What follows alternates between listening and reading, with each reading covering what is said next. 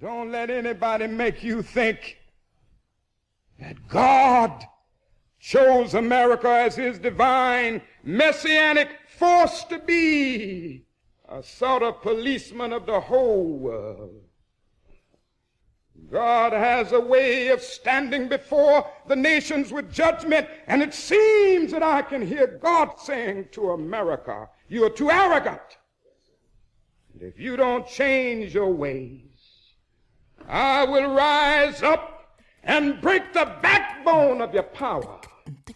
Bow, bow, bow, bow, bow, bow, bow, bow, bow, bow, bow. Hotep, which in the language of ancient Egypt means we come with justice in peace. Welcome to Freedom Now, a Saturday Pan-Africanist and Internationalist World Affairs program. Freedom Now is committed to the principle of the rights of all peoples and nations to self-determination. We thank you deeply for your contribution to KPFK, which permits programs like Freedom Now to stay on the air. In this era of corporate acquisition and co-optation of all dissident media, we provide the microphone, challenging their corporate and racist point of view. So stay tuned for Agenda here at Freedom Now.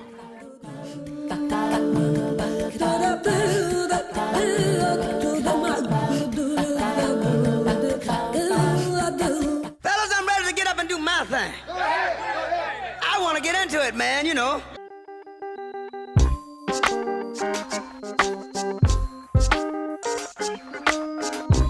Peace, hoteps, and wisdom to all of our faithful and devoted listeners out there in the radio verse. This is Brother Brandon Samkara, and I want to start things off by thanking all of you loyal listeners out there who continue to support Freedom Now. You keep us on our mission and allow us to bring you our agenda for today, Saturday, January 31st, 2026. We begin with Sister Luyanda Kaboka bringing us the African drumbeat historical calendar for the week, reminding us that every day is a day in African history. After that, we're going to tap into prison radio for an interview with none other than Mumia Abu-Jamal, speaking on the importance and beauty of radio in these trying times. Then we get right into things right here on Freedom Now as our very own treasure trove of wisdom, author, historian, and professor of African American Studies at the University of Houston, as well as Freedom Now co-producer, Dr. Gerald Horne is being joined on the line by Maisam Alomar, assistant professor of Women and Gender Studies at the University of Colorado at Boulder. For our purposes today, she is author of the book Carceral Care, Anti-Blackness and Abolition Medicine in the United States. After a brief station break, we're going to then head back over to prison radio for another message from Mumia Abu-Jamal, speaking on what he terms political police. This will certainly be a timely message, given today's happenings in the U.S. of A. Lastly, we bring you right back here as Dr. Gerald Horne will be joined on the line by Caitlin Wiesner, assistant professor of history at Mercy University in New York State and author of the book Between the Street and the State, Black Women's Anti-Rape Activism Amidst the War on Crime. Keep it locked in right here so you don't miss a moment of the knowledge we have in store for you this Saturday. Now, of course, I'm going to be on the ones and twos as we pour this knowledge, making sure your mental cup runneth over with revolutionary wisdom, right here to quench your mental thirst on Freedom Now, KPFK 90.7 FM in Los Angeles, and kpfk.org streaming live on the web. To make sure we stay on a smooth ride with that cultural vibe you know and love, we'll be enjoying a musical bottom featuring High Tech, Count Basie, Charles Lloyd, Lee Morgan, Wynton Kelly, and Fela Kuti. Now, people get ready for this train a-coming, taking you one step closer to mental liberation, and stay tuned for that beat of the historical drum, followed by an interview with Prison Radio and Mumia Abu-Jamal, as well as an interview with Dr. Gerald Horne and Professor Maisam Alomar.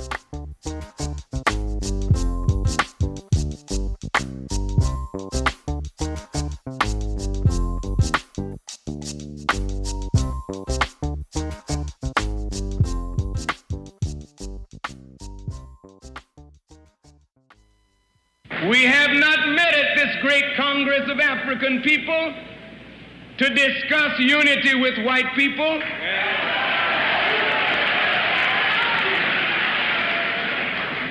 not our problem today.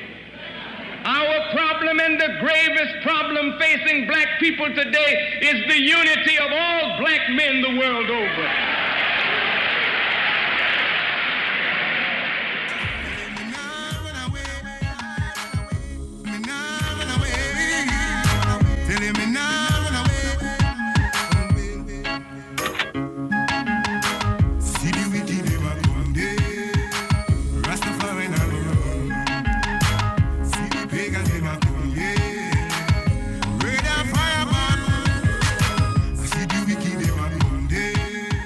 Molweni Ekai. This is Sister Luyanda Koboka with the African Drumbeat Historical Calendar for the week of January 31st. We present this calendar to put into context the present struggle against the three evil paradigms of oppression: national oppression, what many call racism; class oppression, what many call poverty; and gender oppression, what many call sexism. It is through reviewing the history of our struggles that we gain added momentum in the ideological wars against the three evil pillars of capitalism and imperialism. February 1st, 1898. Queen Mother Moore, an African sister activist in the U.S., was born. She was an early organizer of Garvey's Universal Negro Improvement Association. Later, in 1933, she joined the Communist Party due to its program of supporting the establishment of the Black nation in the 5 state areas of the South. She was a prolific organizer of domestic workers, tenants, and women in Harlem. She was a founding member of the National Council of Negro Women, as well as the Universal Association of Ethiopian Women. In 1962, she joined the Reparations Committee of Descendants of U.S. Slaves. She passed away at the age of 98. Alafia. January 31st, 1865. The 13th Amendment to the United States Constitution to abolish chattel slavery was established. January 31st, 1901 to 1974. Francine Bernard of Azania, warrior queen, was born. She was a leader of the African National Congress, the leading liberation movement in the struggle against apartheid. She was a teacher, domestic worker, and trade union leader, considered the Fannie Lou Hamer of Azania, South Africa. She led the past law revolts and was imprisoned and eventually banished from South Africa in 1969. February 1st, 1960. 4 African students initiated the second phase of the civil rights movement in the student sit-ins at the Woolworths department store in Greensboro, North Carolina in 1960. The students attempted to order a hamburger and were beaten and jailed by the whites for challenging the segregation laws. The following day, 23 brothers from A&T and 4 sisters from Bennett College returned to the department store facing the same punishment. Before the end of the semester, over 6,000 students from over 78 southern campuses had sat in, and over 2,000 had not only gone to jail, but were brutally beaten by the racist Southern police. Within 1 year, over 70,000 young people, mainly Africans, staged sit-ins throughout the South. February 2nd, 1848. The first draft of the Treaty of Guadalupe Hidalgo ceded Mexican land to the United States. Subsequently, every provision of the agreement between Mexico and United States was violated by the United States. February 3rd, 1969. Eduardo Mondiane, founder-president of Frelimo, Front of the Liberation of Mozambique, was assassinated. Frelimo was the vanguard movement in the decolonization struggle against Portuguese colonialism. February 3rd, 1930. Vietnamese Communist Party founder by Ho Chi Minh and the Revolutionary Intelligentsia of Vietnam to liberate Vietnam from French and later U.S. colonial forces. The Vietnamese Communist Party continues today to provide a higher quality of life under socialism than under the French and U.S. colonial rule in critical areas of education, childcare, health, food, and housing. February 4th, 1969. Movimento for the Liberation of Angola begins armed struggle against the Portuguese colonialists. February 6, 1945. Bob Marley was born. The reggae superstar who during the period of depoliticization of music with the corporate-created disco craze brought reggae to the masses of humanity as a musical ideological weapon whose lyrical content affirmed African history, decolonization movements, black pride, love, and unity amongst many other themes. This has been Sister Luyanda Koboka for Freedom Now, KPFK 90.7 FM in Los Angeles, 98.7 FM in Santa Barbara. For more information, please contact us at freedomnow@kpfk.org. We end this section with our revolutionary chant from Azania, South Africa. Amandla, awetu, Amandla, awetu, Amandla, awetu.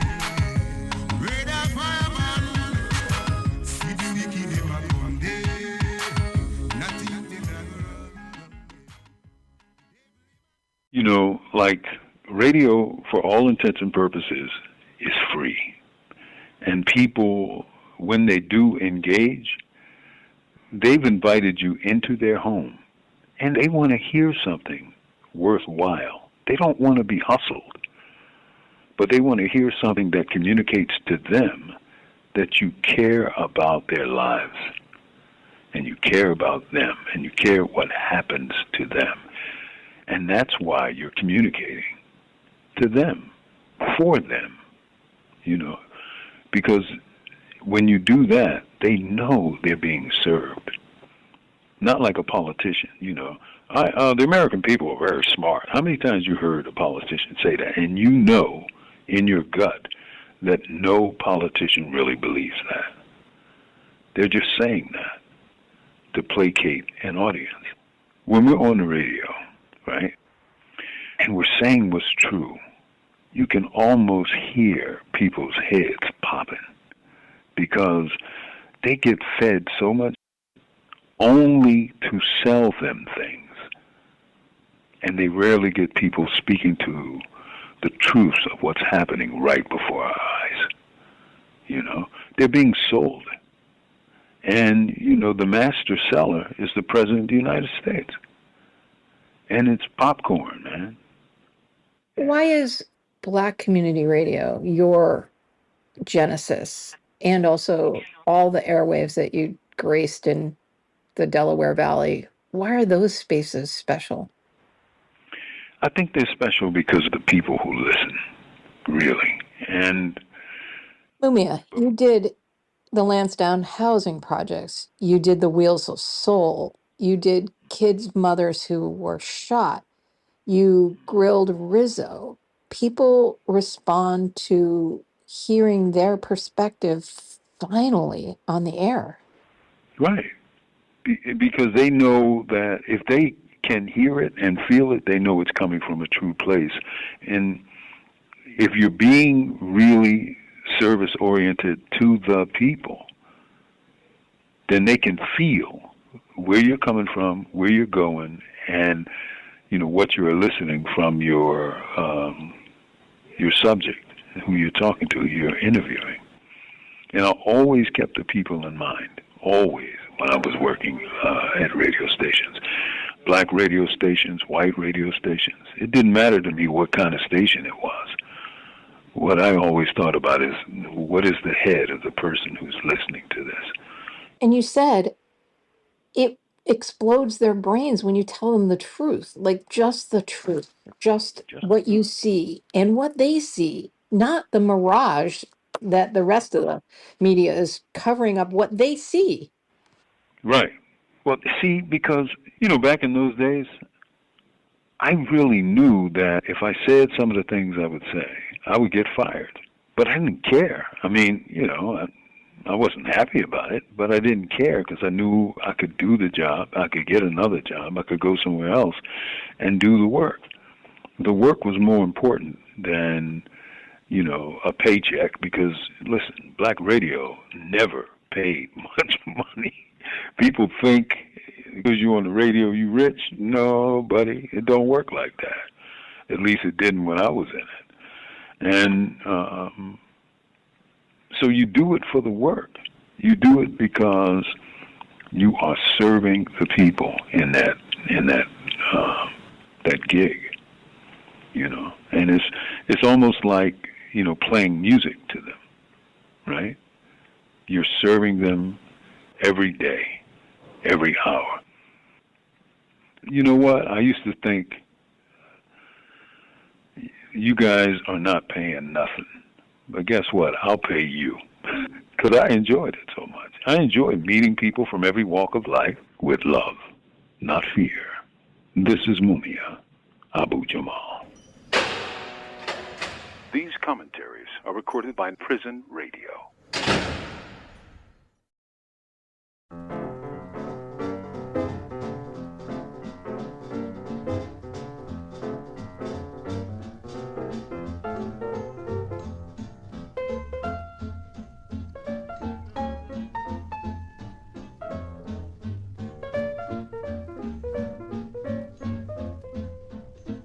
For KPFK Los Angeles, this is Gerald Horne, and with me on the line is Maisam Alomar, Assistant Professor of Women and Gender Studies at the University of Colorado at Boulder, and author of the book Carceral Care, Anti-Blackness and Abolitionist Medicine in the United States.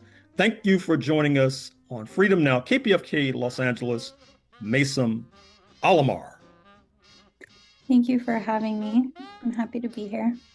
And we're happy to have you. So why did you produce this book? And of course, in your responding, you might want to tell us what you mean by carceral care and abolitionist medicine. Yeah, I'd be happy to. So in July 2020, around the time of the police killing of George Floyd, it was becoming clear that there were a lot of intertwined discourses around the disparate racial outcomes of COVID-19 and police violence and increasing calls for abolition of the carceral system. And in that context, a group of physicians published a article in The Lancet called Abolition Medicine, where they said that the two problems are related because a lot of social problems that are managed by incarceration could be better addressed by health initiatives. And that to address health disparities, medical institutions could do away with their existing relationship to race and profit. And more generally, it was clear that people were linking these kinds of murders to the context of the COVID-19 pandemic. So here in this book, I'm taking up this discourse and building on the argument by arguing that it's true on the one hand that healthcare could offer better solutions to existing social problems that we presently subsume under the banner of crime and punishment, but that healthcare access and neglect and abandonment, well, also that healthcare access, neglect, and abandonment are premised on race and class and gender. But beyond that, it's also true that the logics of carcerality shape healthcare itself, that policing and medicine are intertwined in the American context in a lot of ways. And so it's not just a question of expanding healthcare access, it's also a question of how we do medicine, how we practice medicine, how we do medical research. Now, you discussed the Tuskegee syphilis study. What was that, and what role does it play in your book? The Tuskegee syphilis study was the longest running medical experiment on human subjects in the US, and it ran from 1932 to 1972. And it actually, the reason why I'm looking at it here is because it also started out as this effort by the US Public Health Service, or at least that's what it claimed that it was going to be about, to address the neglect of Black rural communities in earlier efforts to eradicate syphilis. So post-World War I, there were all these new programs and initiatives that were directed at eradicating syphilis in white rural communities and in urban communities generally, because screening of soldiers, screening of the recruits found that there were really high rates of venereal diseases. So the Division of Venereal Diseases was established and all these efforts were made, but Black rural communities were entirely neglected from these efforts.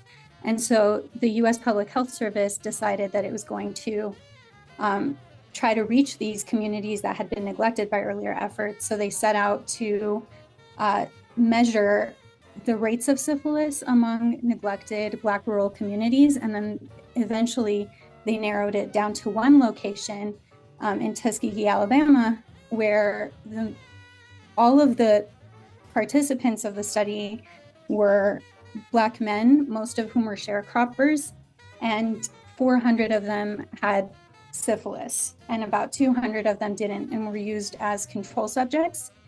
And they just sort of kept changing the goal of the study until it became an experimental study to just kind of see what happens if you don't treat syphilis rather than actually treating it.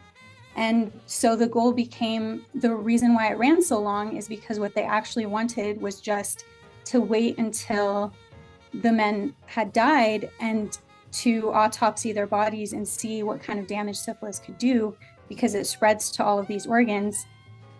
And it was exposed before they actually officially wanted it to end. And because of the backlash, it ended in 1972.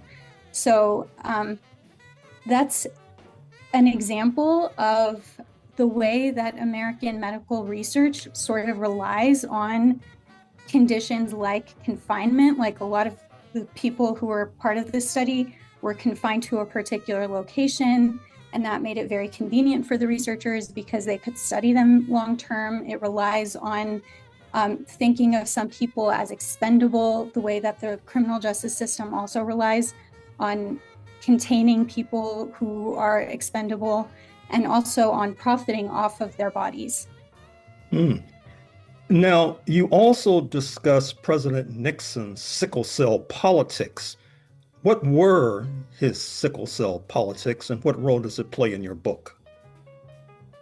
So Nixon is also another example of this, because just as he's launching his Law and Order campaign, he's also passing the Sickle Cell Anemia Act, which I'm reading as two strategies toward the same end.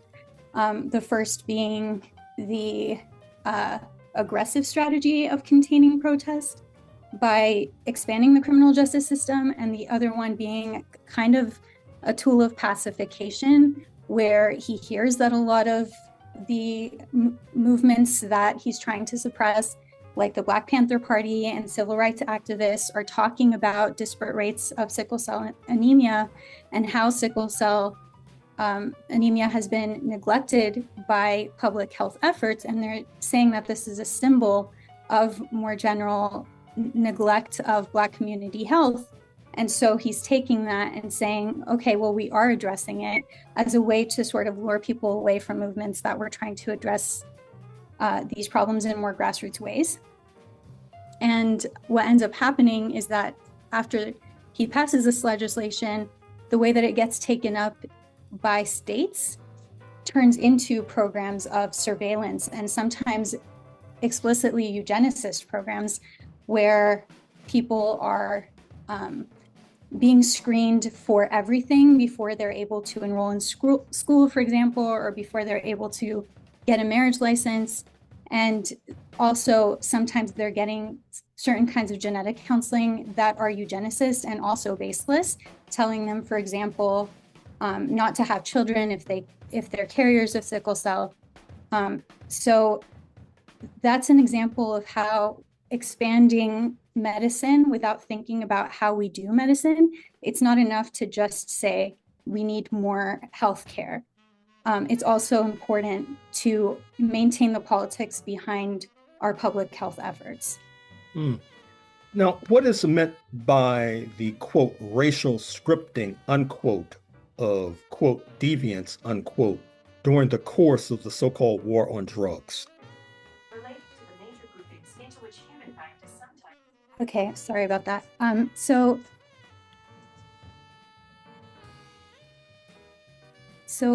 what's meant by that is that what happens is that there are a lot of things, and this is part of the insights of disability studies too, that there are a lot of things that people do or that are symptoms that people have that aren't necessarily disease. And it's only in the context of certain social meanings that we give these things that they become disease. And so one example is drug addiction, which is not necessarily a disease and hasn't always been viewed that way. So to understand how the state makes meaning of things like drug addiction, I contrast the response to the crack cocaine epidemic of the 80s and the opioid epidemic now, which has been a little bit more medicalized, to show that there are certain kinds of racial discourses that associate drug addiction with deviance or intrinsic criminality on the one hand, or with pain, suffering, and medical need, especially in the present, and that these take racial forms. And it also shapes not just how the state is responding by criminalizing these populations or not, but also public health efforts to address the problem and private health efforts to address the problem, where the kind, private corporations were explicitly dissuaded from developing pharmaceutical treatments for crack cocaine addiction, for example, where they were being told that the problem is it's not a biological issue. It's not something that can be addressed with biochemical treatments, that this is a behavioral issue and this is how we need to address it. Mm-hmm. Finally, Maisam Alomar, author of the book Carceral Care, Anti-Blackness and Abolitionist Medicine in the United States of America. How are emergency medicine and policing intertwined? And please respond in the context of Cop City in Atlanta. And of course, tell us what Cop City in Atlanta has been.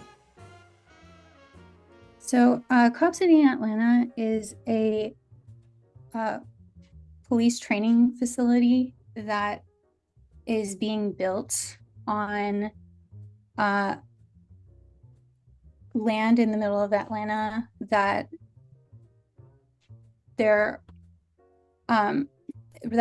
it's requiring a lot of deforestation. There's been a huge amount of pushback, but it's just one of these kinds of facilities that are being built all over the country, especially with increased police funding over the last several years since the Black Lives Matter protests of 2020. And this particular facility has received a lot of pushback. The surrounding communities in Atlanta have organized fiercely to stop it from being constructed. It was constructed anyway, and it just recently opened earlier this year. But what's happening in a lot of these facilities is that they are being built, and the way that they're being sold to the public is that they're training facilities not just for police, but also for fire departments and also for emergency medicine. And increasingly, these things are becoming intertwined. The model behind the Atlanta police training facility in particular is called community policing. And it sounds benign, but it really entrenches police more deeply in the communities that they're policing, and increases police harassment and increases surveillance and increases encounters with the criminal justice system and therefore police violence. But there are a number of ways that these efforts become entwined. So you can see that there are emergency medicine organizations that are pushing for more police to be trained in administering emergency medicine on the scene, at the same time that police are entrenching themselves more deeply in medical school curricula by offering emergency medicine courses. And Also, there are new laws like the Georgia 2023 Safer Hospitals Act, which authorized hospitals in Georgia to build their own police forces. So increasingly, these things are just becoming more entwined. And the actual facility itself comes out of money that's being invested by a host of investors that moved to Atlanta after the Olympics was held in Atlanta in the 1990s. And since then, these investors have been investing in certain kinds of privatized healthcare and also certain kinds of policing. And you can trace their investments, and it's the same investors who often sit on the boards of the organizations that run policing and healthcare in the city. Well, Maisam Alomar, author of the book Carceral Care, I'm afraid we're going to have to leave it there, but thank you for joining us on Freedom Now, KPFK, Los Angeles. Thank you for having me.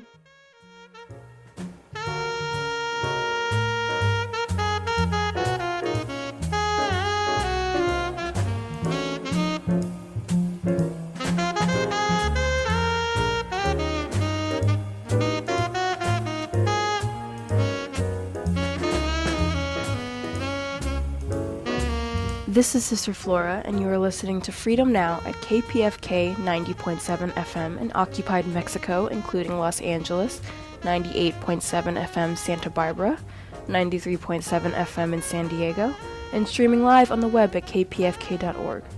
Today's program, as well as 10 prior editions, can be reheard at kpfk.org/audio archive, and scroll down to Freedom Now.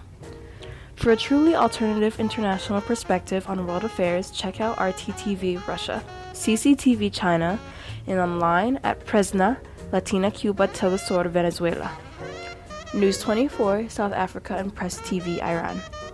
We will now continue with historian Professor Dr. Gerald Horne.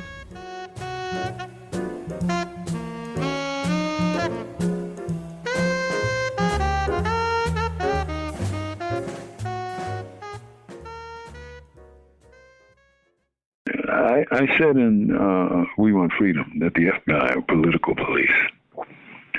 I've never felt that more than now. And there's not a political fix if it's political police, because that's their function. They have a political function, right? And, we're seeing it nakedly in a way that we haven't seen since J. Edgar was walking around. And they are largely incompetent, right? Anyone who did you remember? files, Yeah, and do you remember the tainting evidence book, where every different department they had about fingerprint analysis, hair analysis, that it fell apart. Yeah, because it's fake science. There was a FBI scientist, and I can't remember his name. He had this long German name, I believe. And he was like an insider. And this guy, he wrote reports saying, this is Bishop, this is Bishop, this is Bishop. And he was a scientist. And he was just saying, from the perspective of science, we cannot sustain saying this means that. Well, they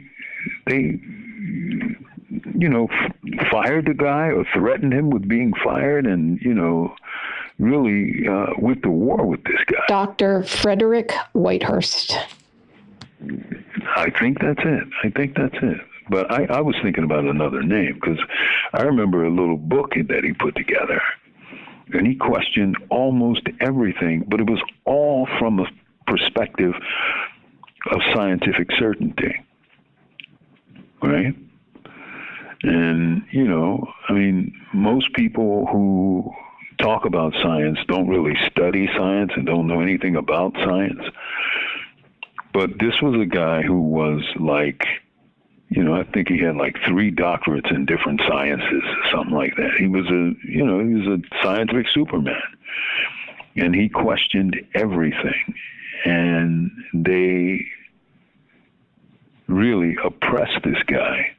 And I think he had to sue to get them off of his back.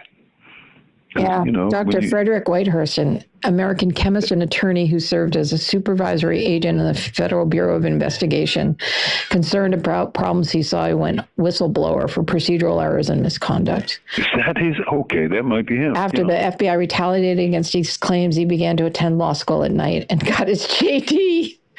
Yeah, While he was employed yeah. by the Bureau's laboratory as the leading national and international experts in the science of explosives and explosive residue, he was concerned about a number of issues that he observed. Old equipment, rusty gear, improper protocol, behavior of agents in the laboratory. He began to investigate. He eventually uncovered and reported that he thought were cases of scientific misconduct, alleging that agents were biased towards the prosecution. Yeah. Duh. You're political police. And think about what they are now, you know, under this guy. So, you know, Babylon is falling. And, you know, the empire is in, you know, free fall. Hey, so this is Noelle Hanrahan. I'm speaking with Mumia Abu-Jamal. I thank you for your time and just giving us this window into today from where your perspective is, from where you are. These commentaries are recorded by Prison Radio.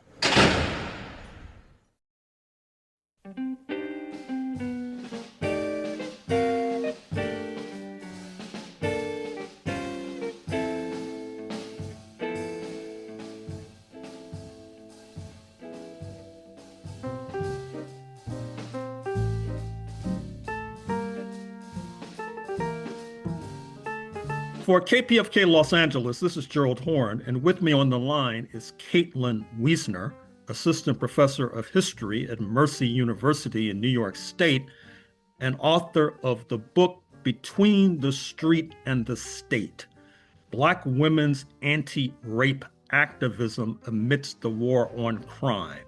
Thank you for joining us on Freedom Now, KPFK Los Angeles, Caitlin Wiesner. The pleasure's all mine. Thank you for having me.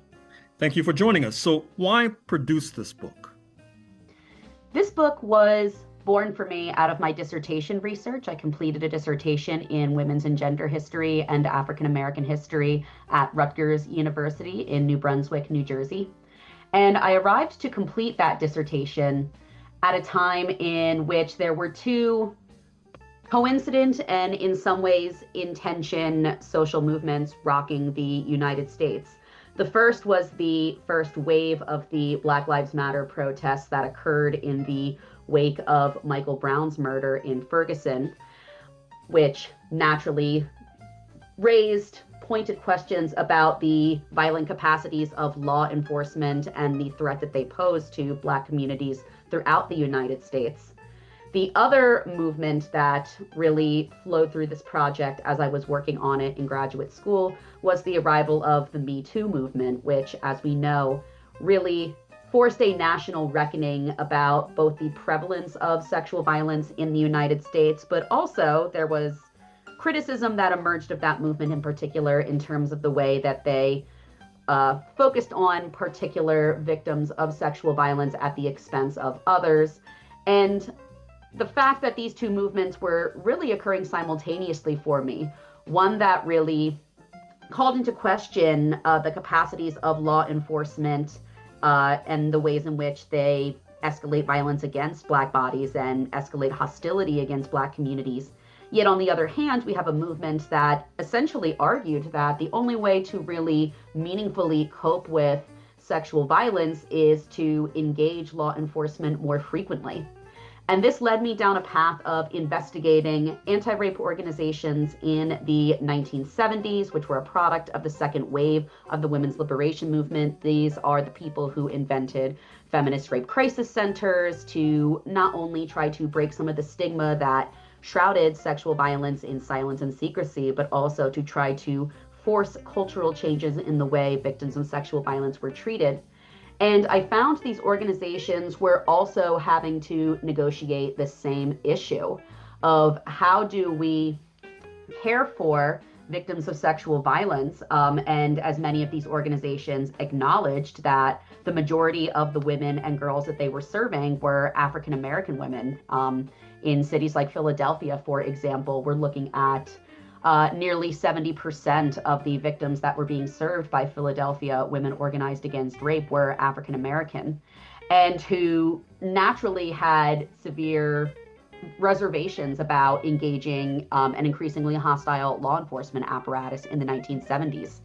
And I found that African American women who were involved in these organizations really were on the front lines of trying to navigate that very tense relationship.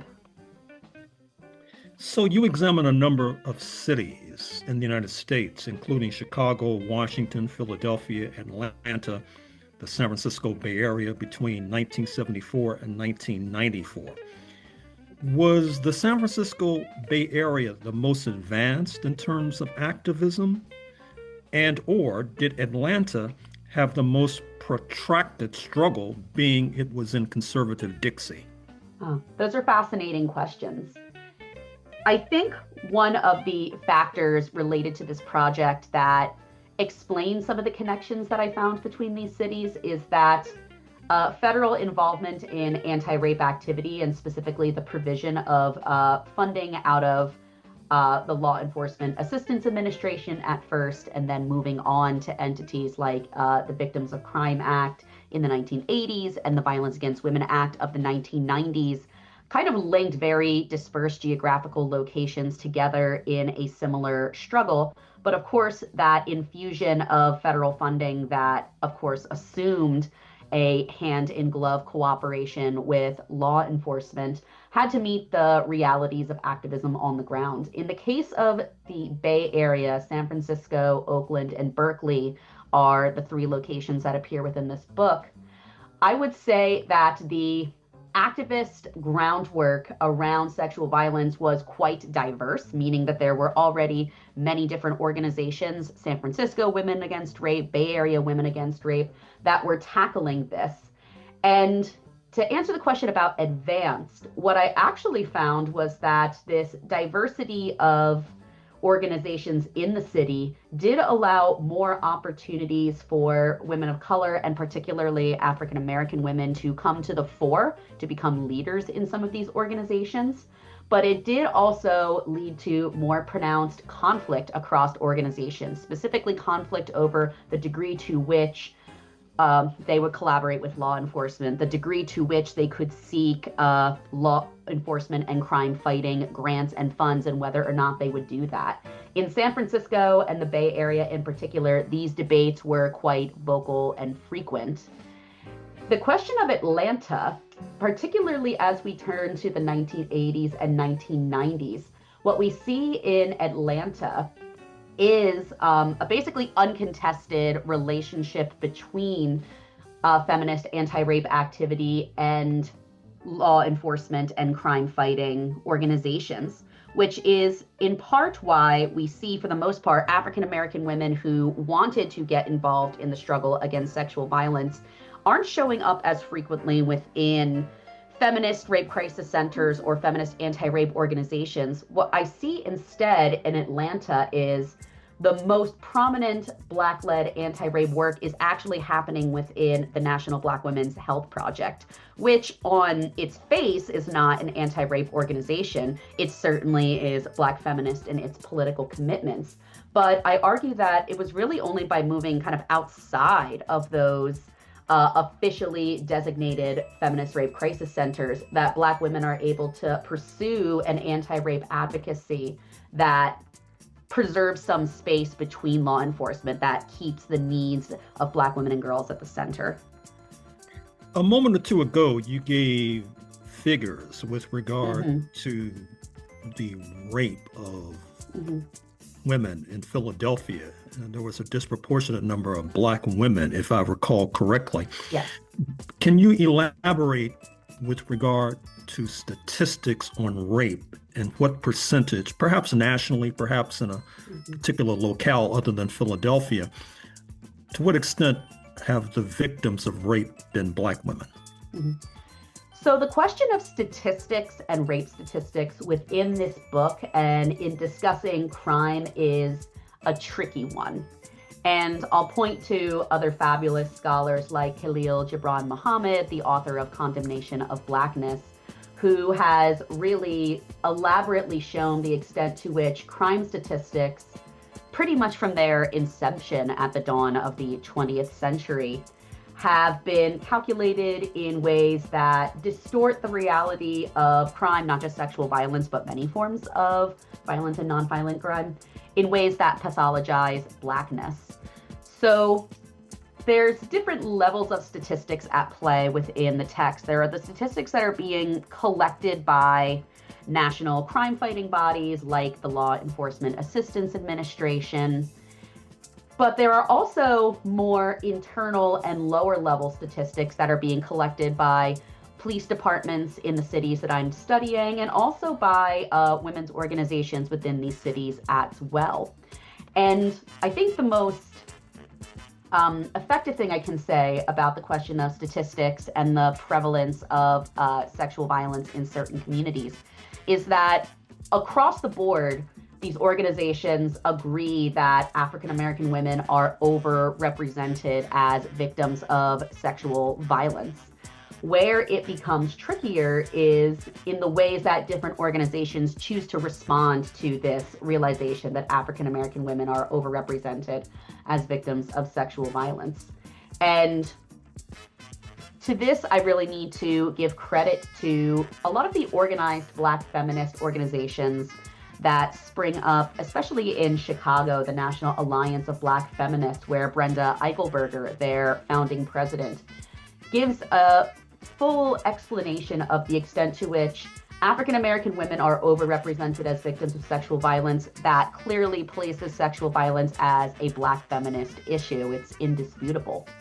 But where we see Black feminists in particular moving the statistical conversation is pointing out, and this is a really uncomfortable and delicate negotiation they have to do, is the extent to which most of that sexual violence that occurs is intra-racial, meaning it's women who are being victimized by men in their own communities. Now, you might already know that across the 20th century, prior to the civil rights movement, the sexual assault of Black women by white men was a frequent rallying point within the Black freedom struggle, one that dramatized the oppressions of Jim Crow and white supremacy very effectively. Danielle McGuire's book, At the Dark End of the Street, makes this case beautifully. But the real shift happens in the 1970s, where you have Black feminists who are acknowledging the extent to which the primary threat to their bodily integrity was coming from within their communities. And that required, of course, a reckoning with patriarchy within the Black community, which is precisely the kind of fight that Black feminists were up for. And because they became so invested in targeting violence within their communities, that really forced the conversation about collaboration with law enforcement into sharp relief. They wanted to address sexual violence within their communities. They could not do that by engaging law enforcement that was already hostile to their communities. That was not a straightforward or feasible way to reduce the violences in their lives. It compounded the violences in their lives. So that conversation about statistics is kind of a takeoff point for what I think becomes the really distinctive advocacy and politics of Black women around sexual violence in the 70s. What about the Violence Against Women Act passed in Congress some years ago? And was there any particular role played by the Congressional Black Caucus with regard to crafting that legislation?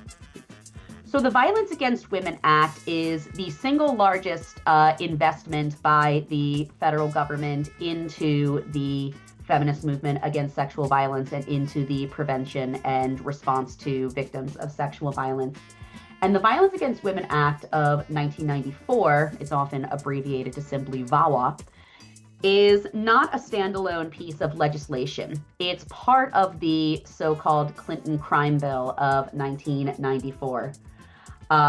And that Clinton crime bill of 1994 was an enormous omnibus package that dramatically increased police hiring and prison construction across the United States.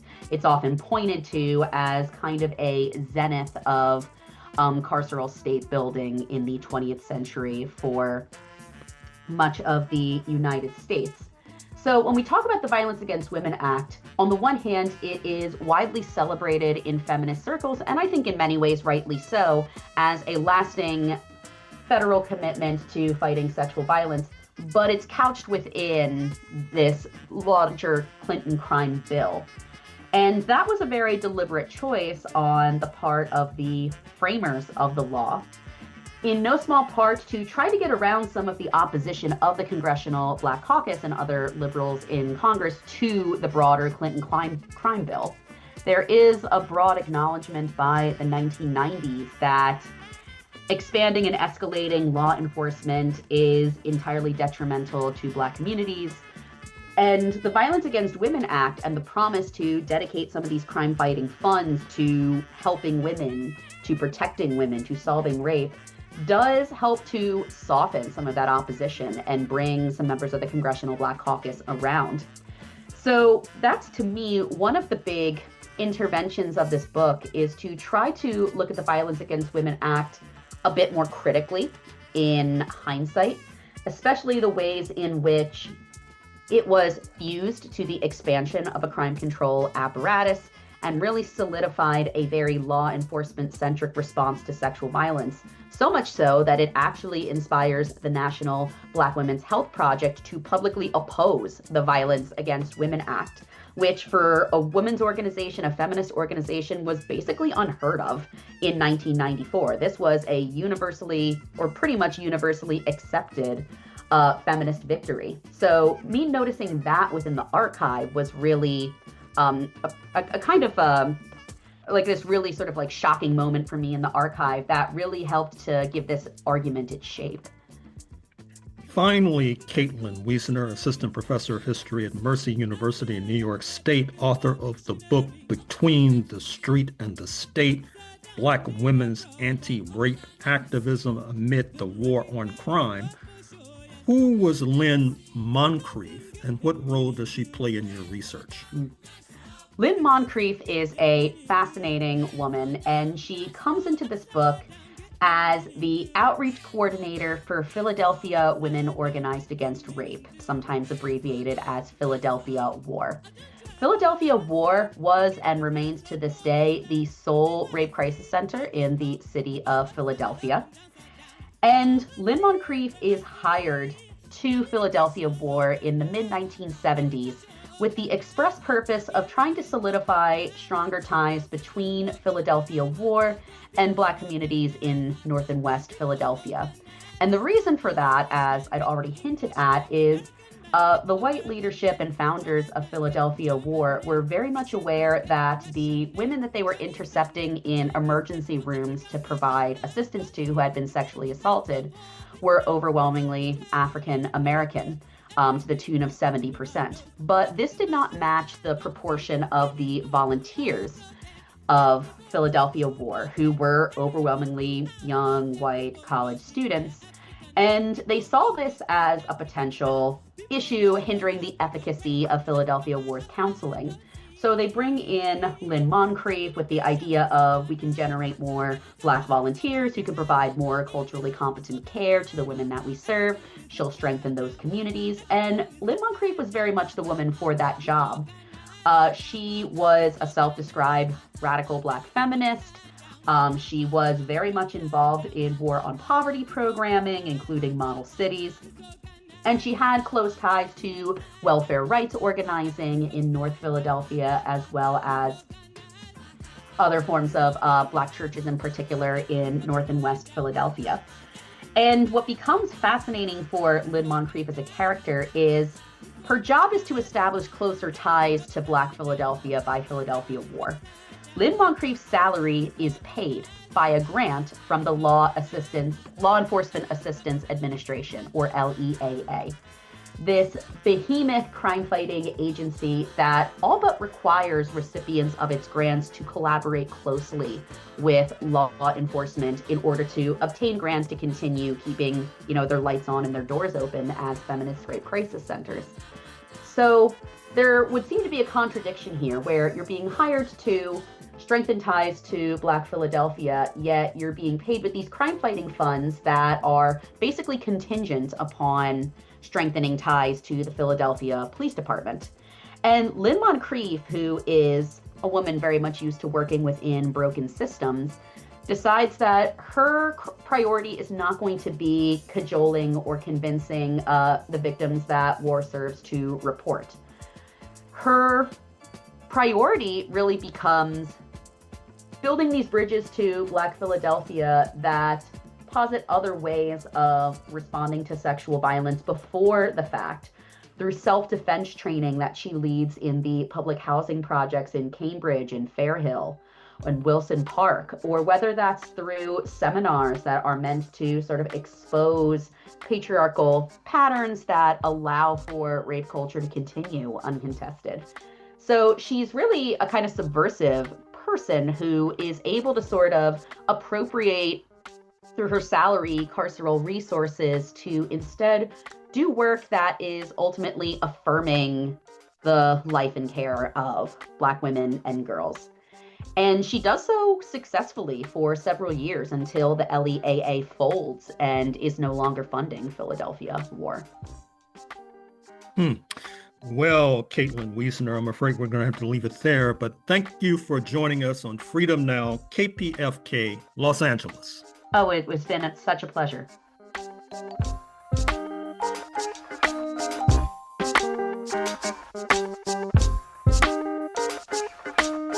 In closing, we'd like to thank our guests, starting with Professor Maisam Alomar from the University of Colorado at Boulder, and author of the book Carceral Care, Anti-Blackness and Abolition Medicine in the United States. Many thanks as well to Professor Caitlin Wiesner, representing Mercy University in New York State, and of course, author of the book Between the Street and the State, Black Women's Anti-Rape Activism Amidst the War on Crime. Shout out to Dr. Gerald Horne for doing what he does best and guiding this train of mental liberation towards Pan-African enlightenment for yet another Saturday. Word to producer Sister Tej. Special thanks to our spiritual backbone, Freedom Now founder and ancestor Babadidan Kamati. A big shout out to Prison Radio and Mumia Abu-Jamal as well. Abundant thanks to our marvelous engineer. And last but certainly not least, thanks to all of our loyal listeners and supporters out there. It takes a village to build a revolution, and Freedom Now is a village to be reckoned with. Now, this has been Brother Brandon Sankara, and you can join us on Facebook at Freedom Now Gerald Horne. You can email the program at freedomnow@kpfk.org, but that's not all. Go to the audio archives at kpfk.org, scroll down to find Freedom Now, and you'll be able to hear this program as well as 60 days worth of prior programming here at KPFK 90.7 FM. And with that, we send you off. And until next Saturday here at Freedom Now, we stand running our marathon, ready for revolution.